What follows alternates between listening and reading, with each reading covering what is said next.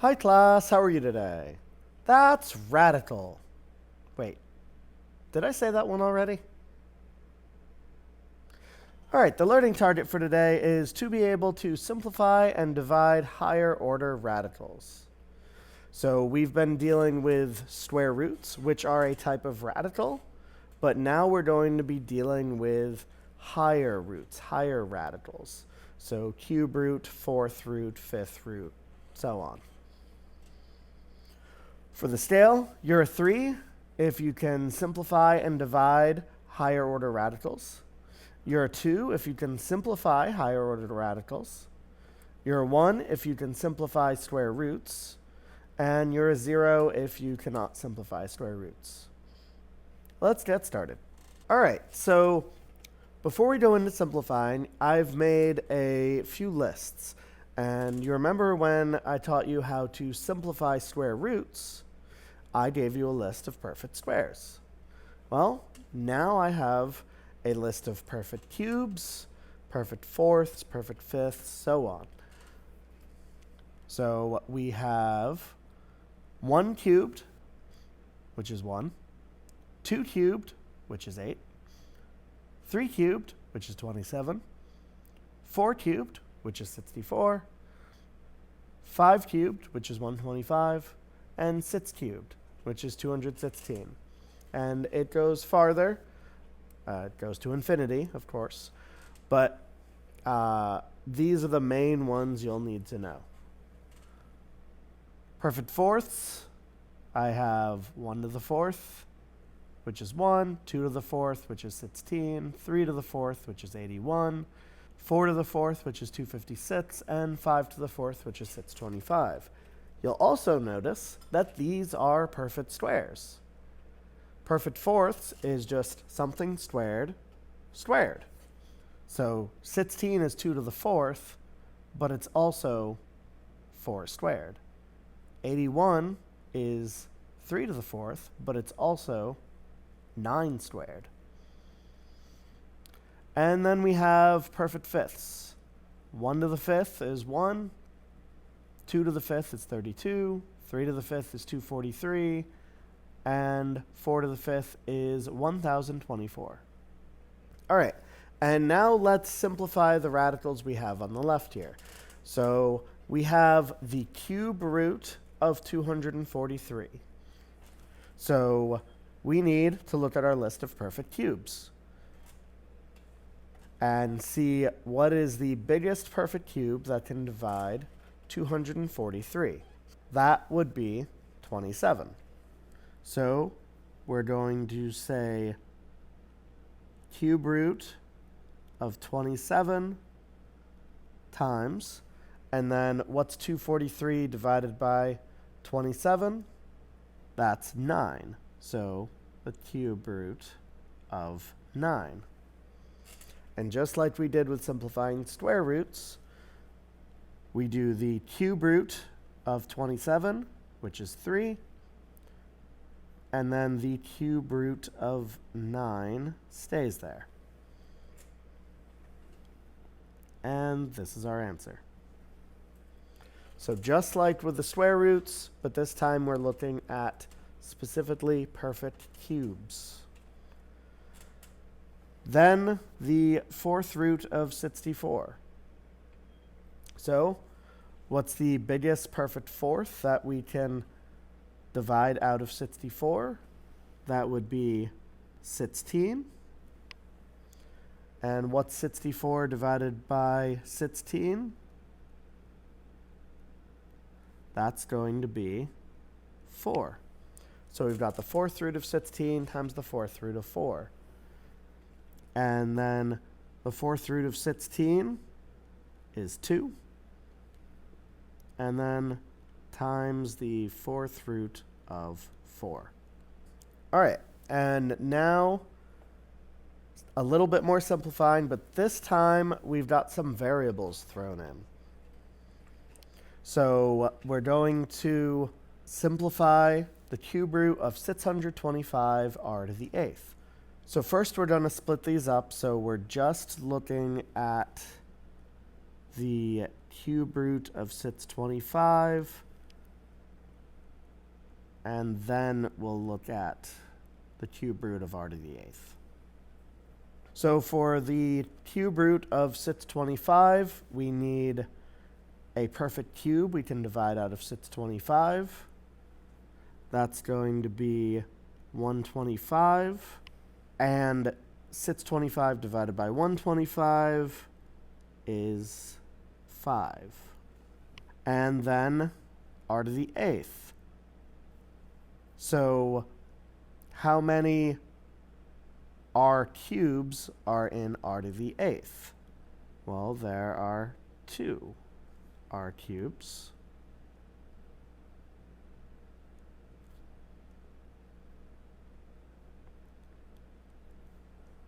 And r to the 3rd, r to the 3rd, that's r to the 6th. So we're going to have 2 left over. All right, so deal with the perfect cubes first. We have cube root of 125 is 5. The cube root of r to the 3rd, or the cube root of r cubed, is r, and we have 2 of them. So we're going to have r squared.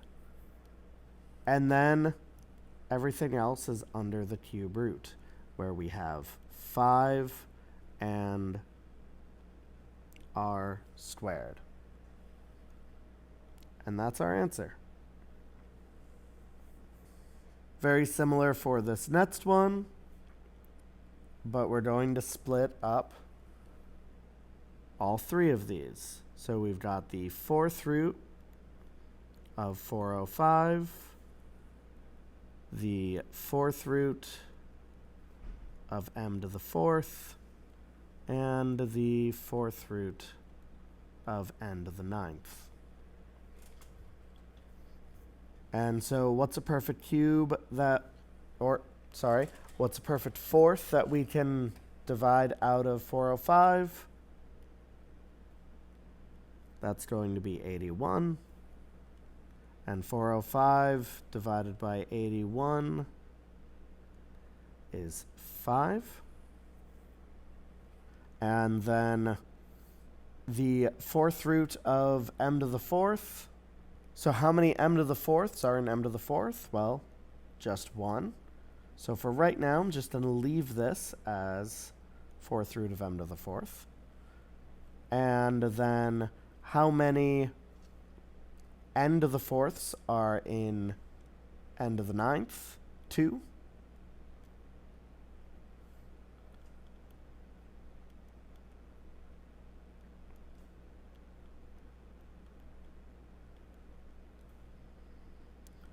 And that would leave us n to the 8th, so we have 1 left over.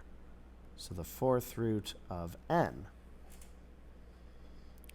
Then we take all of our perfect fourths.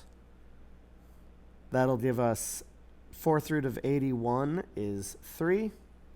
The 4th root of m to the 4th is m. And we have 2 4th root of n to the 4ths.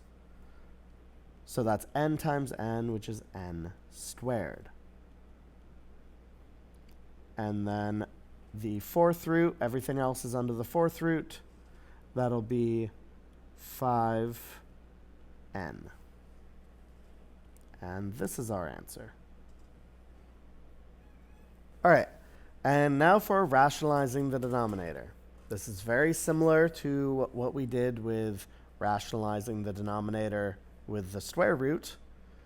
It's just a little bit more.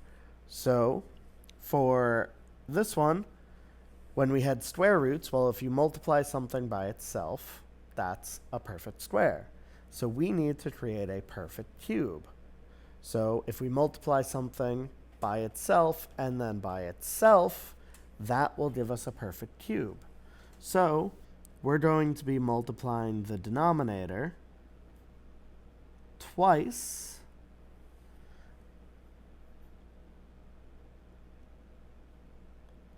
so top and bottom by the cube root of 4 twice.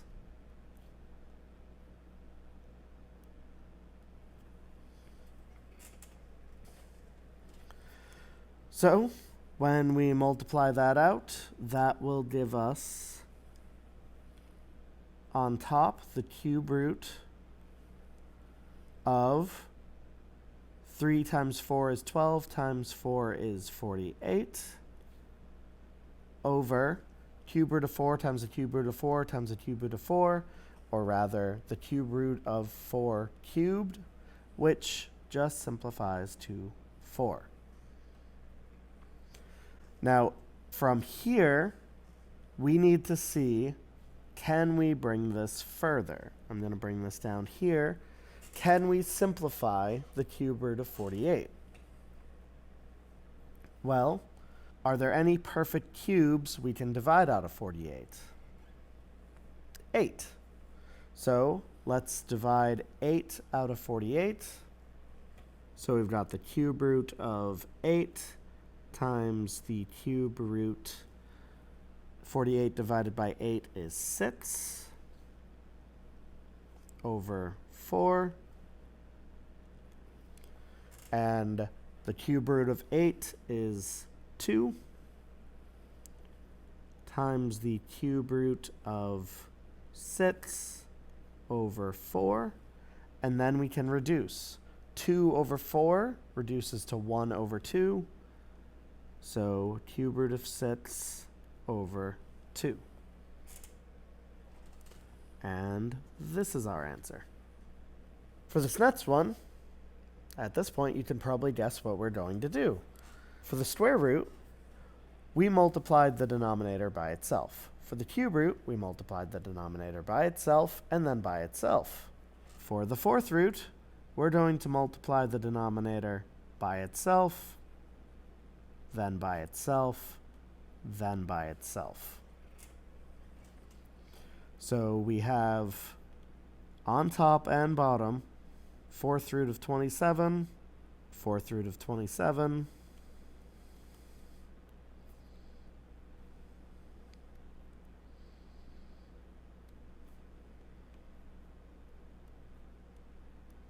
fourth root of 27.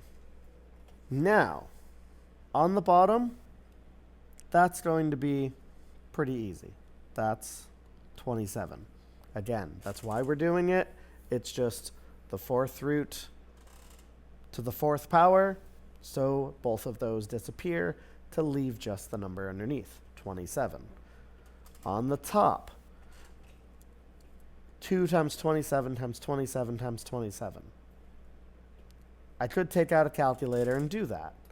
That's perfectly fine. But then we're going to have to simplify it anyway. So a nice little strategy we can use here is, well, we take the fourth root of 2. We can have that. But then we've got 27 times 27 times 27. And instead of multiplying that all out, we can instead look at it as something to a power of something. We can look at just the factors. So 27 is 3 cubed, and we've got 3 of them. So we've got 3 cubed times 3 cubed times 3 cubed, or 3 to the 9th. And you could also look at it as 27 is 3 times 3 times 3, and you do that 3 times, you're going to have 9 3s. So then from there, when we simplify this, we already can see the perfect fourth we're going to take out. How many 3 to the fourths can we take out of that? Well, 2. Fourth root of 3 to the fourth times the fourth root of 3 to the fourth. That'll give us 3 to the 8th, so we only need one more to get us to 3 to the 9th. And then we've also got that fourth root of 2 here. Still over 27. So we've got 2 fourth root of 3 to the fourths. So since it just cancels the fourth root and the fourth, we're left with just 3 on the bottom. 2 of them. So we've got 3 times 3 times the fourth root of 3 times the fourth root of 2 all over 27. 3 times 3 is 9. And the fourth root of 3 times the fourth root of 2 is the fourth root of 6 all over 27. And then 9 over 27 can reduce. Divide them both by 9. And that will give you fourth root of 6 stays on top, because 9 divided by 9 is 1. And 27 divided by 9 is 3. So all of that brings us down to the fourth root of 6 over 3. All right, now time for the sponge activity. For number 1, we have the cube root of 250. For number 2, we have the fourth root of 80 and the fifth. For number 3, we have the cube root of 3 over the cube root of 5. And for number 4, we have the fourth root of 5 over the fourth root of 9. All right, that's it for this lesson. Once again, please make sure to take notes on the entire lesson. Take a picture of all your notes and the sponge activity. Submit it all to Google Classroom, and have a good night.